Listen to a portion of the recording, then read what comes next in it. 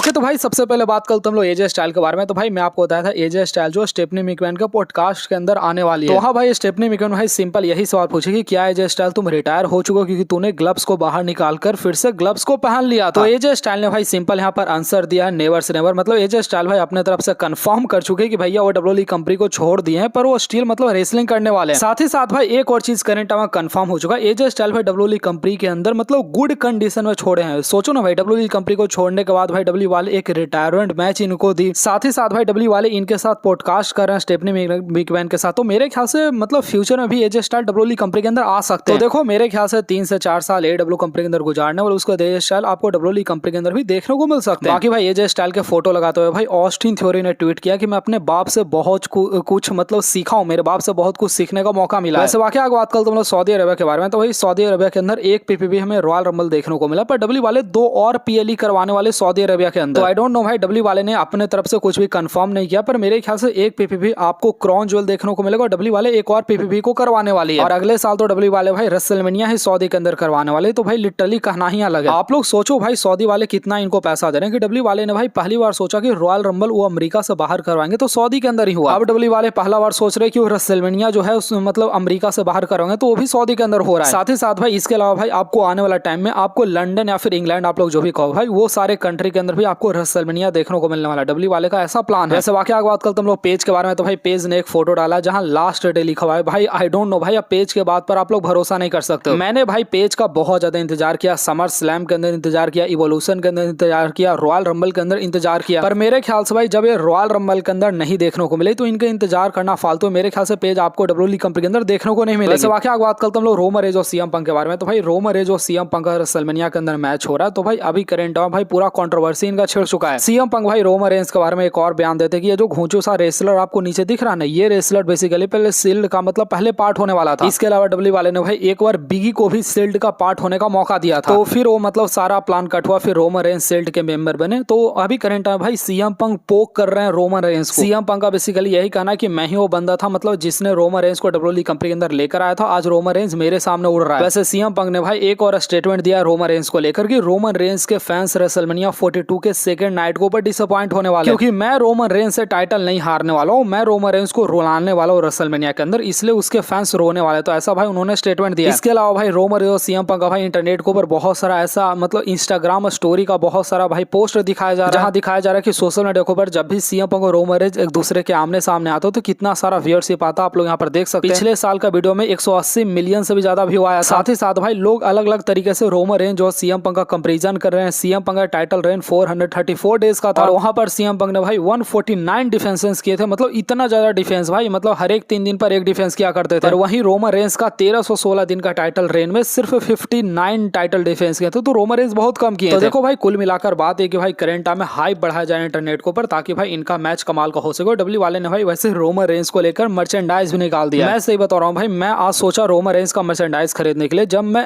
Amazon पर गया तो वहां पर रोमन रेंज का एक भी अच्छा मर्चेंडाइज नहीं था। तो मेरा पर्सनली बहुत ज्यादा शौक है रोमन रेंज को ओरिजिनल मर्चेंडाइज खरीदने का, और इंडिया के अंदर तो भाई मेरे ख्याल से आने नहीं वाला है। बाकी सीएम पंक का पंगा भाई सिर्फ रोमन रेंज के साथ नहीं रहा, सीएम पंक का पंगा सेथ रॉलिंस, डीन एम्ब्रोज और रोमन रेंज तीनों के साथ रहा है। साथ ही साथ अगर आपको नहीं पता तो भाई सीएम पंक वो बंदे जो कि भाई एक ही दिन शील्ड के तीनों मेंबर को पिन करके हराए थे अपने टाइम पर। मतलब बहुत पुराना बात है, पर शील्ड के तीनों मेंबर को सीएम पंक अकेले हराए। वैसे वाकई बात कल तुम लोग फिन बेलर के बारे में। तो भाई करंट बहुत सारा ऐसा न्यूज चैनल का ऐसा कहना कि फिन बेलर को भी रेसलमेनिया मैच के अंदर ऐड किया जा सकता है। और वो ऐड कैसे होगा, जिस तरीके से भाई कोडी रोड्स को भाई ऐड किया गया था रोमन रेंज के साथ मैच के अंदर, क्योंकि कोडी फैन चिल्लाना शुरू कर दिए थे, उसी तरीके से फिन बेलर फैन अगर चिल्लाना शुरू कर दे। पर मेरे ख्याल से भाई फिन बेलर ऐड नहीं होने वाला। डब्ल्यू वाले भाई फिन बेलर को ऐड ना करवाए तो ज्यादा ऐसे ही अच्छा लगेगा भाई रोमन रेंज और सीएम पंक का सिंपल मैच। वैसे बाकी आगे बात करते हम लोग डॉमडॉम के बारे में। तो भाई मैं बड़ा कमाल का डॉमडॉम का पोस्टर देखा भाई। डॉमडॉम ट्रिपल ए कंपनी के अंदर भाई हर एक वीक जाता है वहां पर शो का स्टार्टिंग करते हैं। तो मैं पर्सनली भाई ट्रिपल ए कंपनी के शो को मैं कभी देखूंगा। देखते हैं भाई डॉमडॉम अकेले वहां पर किस तरीके से परफॉर्मेंस देते हैं। वैसे वाकई आगे बात करते हैं हम लोग व्यूअरशिप के बारे में। सबसे पहले भाई कोलिजन शो के व्यूअरशिप के बारे में बात करें तो भाई 4,92,000 के करीब निकलकर सामने आया। अब मैं एडब्ल्यू कंपनी के ऊपर कोई कमेंट नहीं करने वाला। बाकी डब्ल्यूडब्ल्यूई कंपनी के व्यूअरशिप के बारे में बात करें तो 1.26 मिलियन के अप्रोक्स निकलकर सामने आया। मेरे ख्याल से भाई ये जो स्मैकडाउन हुआ था सऊदी के अंदर स्मैकडाउन हुआ था, इसलिए ज्यादा व्यूअरशिप आ गया। पर हाँ मतलब 1.2 मिलियन बहुत ज्यादा नहीं है, पर हाँ भाई 1 मिलियन से भी नीचे व्यूअरशिप कभी कभी आता है। बाकी भाई अगर आपको टीएनए का अगर व्यूअरशिप जानने में इंटरेस्टेड हो तो भाई 2 लाख के करीब टीएनए का व्यूअरशिप आता है, जो कि मैं क्या बोलूं भाई अच्छा है कि खराब है। वैसे वाकई आगे बात करते हम लोग अंद्रादे के बारे में। तो भाई अंद्रादे ने भाई रिसेंट अपने बारे में बोला कि अब वो मरेंगे भी तो एडब्ल्यू कंपनी के अंदर मरेंगे, एडब्ल्यू कंपनी के अलावा कोई और रेसलिंग कंपनी के अंदर वो जाने नहीं वाले। तो देखो मेरे ख्याल से अंदर आया तो वो कोई और कंपनी मतलब लेने भी नहीं वाला, सार्लट फ्लेयर के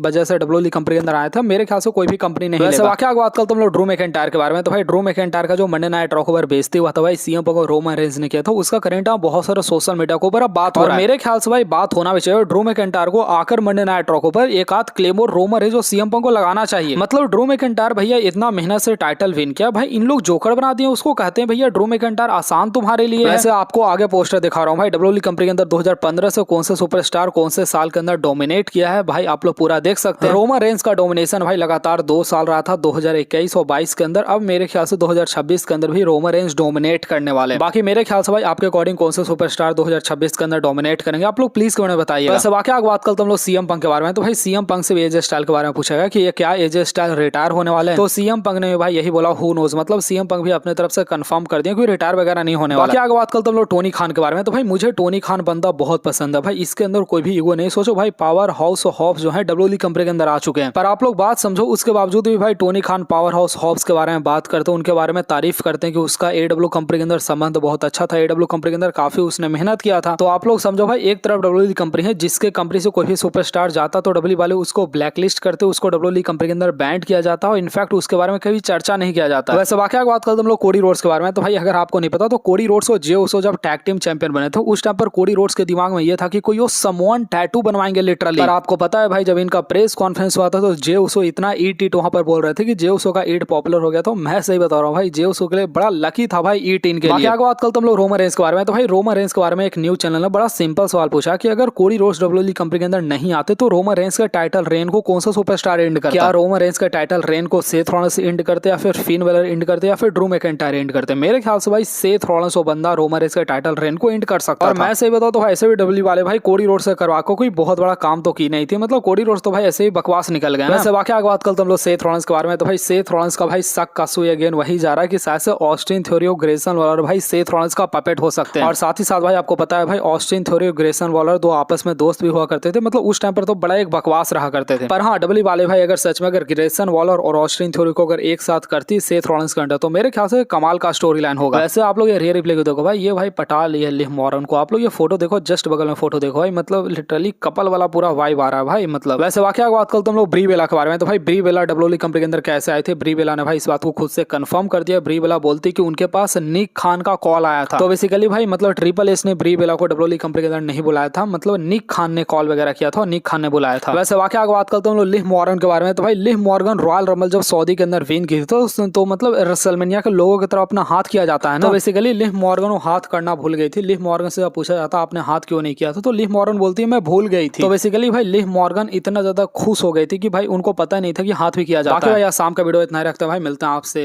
कल सुबह वाला अपडेट वीडियो के अंदर, और एक गुड न्यूज भी बहुत जल्द मैं आपको सुनाने वाला हूँ। आप लोग गेस करना तो कमेंट में गेस करना, वीडियो को लाइक, चैनल को सब्सक्राइब।